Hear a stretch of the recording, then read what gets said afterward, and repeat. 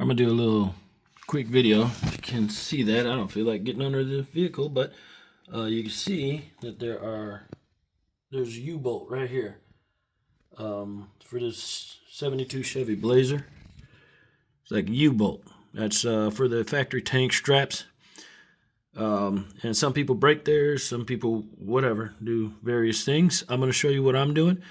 My tank is going to be a custom tank, and so the length on these, I will not need the length. So what I'm doing is, they're currently sitting here curing. I just used some roll bar paint on them. Here, let me try to touch them. So all this is, I'm going to show you how to make one. All this is some, what is that, 1/8 inch? I think it's 1/8 inch steel that I had just sitting around, scrap. And I took a bolt and I tacked it. So what you could do if you've got like some 1.5 inch steel, whatever, you could go to the store, to Home Depot or whatever, and just buy some. I would probably, the second method I'm going to tell you with a where you tap it, I would probably go a little bit thicker, just so the tap can tap in. But anyways, so basically this was a long strap that I had. I think this is a 3/8 inch plate, flat plate steel. It's 3 inches wide, and then it was longer, and I just cut it down to 1.5 inches to 4 pieces of 1.5 inches. Now, you can go the same length as the U-bolt that's there, which is, I think, center to center. The holes are about 7.5 inches. So you could cut a long strap, 2 long straps, 8 inches, drill 2 holes, and then tack a bolt. Bolt, screw, whatever you want to call it. They're all tacked on there. You can do it like that. So instead of having 4 individuals, you have 2 straps with 2 bolts in there. I just did it this way because I didn't, I was being lazy. It's easy enough to just chop this off with my bandsaw. So now, let's say you don't have a welder. You can't tack it. No big deal. Go to the store, grab a thicker, I would say thicker, at least 3/16 inch. Hopefully everybody has a set of taps. And then this, for me, these bolts are 3/8 bolts. So I'm just going to simulate what you would do. You would cut the same.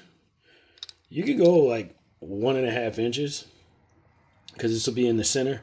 And when you try to torque it down, it won't be able to turn. So you could basically drill your hole, tap that hole to 3/8, and then put some thread locker in there, essentially locking it in.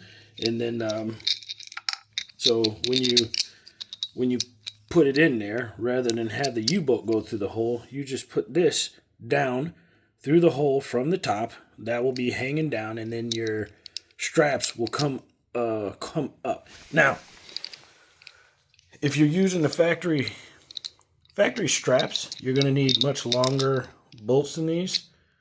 So basically, this is what I was going to do. A stainless steel. This is stainless steel. I was going to do it out of stainless steel, but I was missing one of these scrap stainless steel washers, if you will. So I decided to just do it out of steel and paint it. But if you're using the factory straps, you're going to need a longer bolt than this. I think you need a longer bolt. You'll have to measure, but I usually like to get the bolts that are threaded all the way up. But they're, just measure for what you need.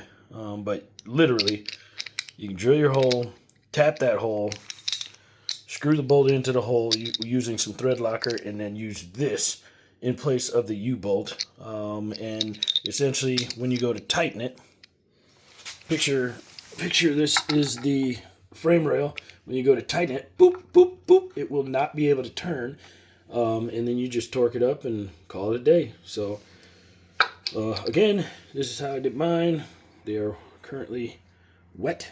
And I just tacked the bolt on there real quick. Oops, did I miss this edge? I sure did. So I got to spray some more paint on the edges. But I just tacked a bolt on there, and then I'll put that down into my frame rail.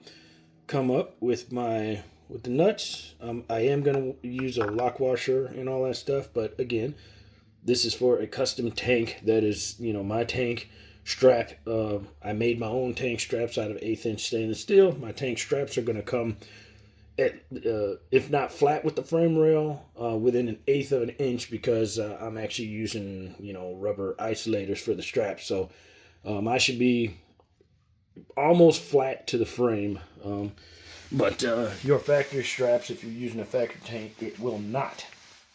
They will not sit factory. They'll have like a gap where you can see some of the U-bolt. I think this one, where these yeah, you can see where the bolt is right there, that gap.